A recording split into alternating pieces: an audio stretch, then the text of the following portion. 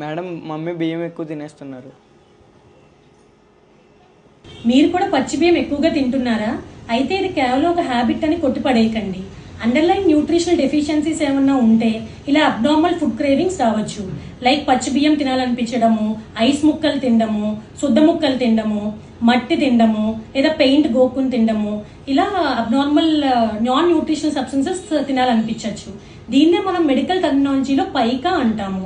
యూజువల్గా iron deficiency anaemia, రక్తహీనత ఉన్న వాళ్ళు ఇది ఎక్కువగా చూస్తూ ఉంటాము. ప్రెగ్నెంట్ విమెన్ అండ్ చిన్నపిల్లల్లో కూడా ఎక్కువగా చూస్తూ ఉంటాము. ఈ పచ్చి బియ్యం తినడం అంత హానికరమా? అవును, చాలా హార్మ్ఫుల్. ఎందుకంటే ఈ పచ్చి బియ్యంలో బ్యాసిలస్ సీరియస్ అనే ఒక బ్యాక్టీరియా ఉండడం వల్ల మనకి ఫుడ్ పాయిజనింగ్ అయ్యే అవకాశాలు ఎక్కువగా ఉంటాయి. అండ్ ఇందులో లెక్టిన్ అనే ఒక ప్రోటీన్ మన బాడీ డైజెస్ట్ చేసుకోలేదు కాబట్టి గట్ హెల్త్ చాలా దెబ్బతింటది.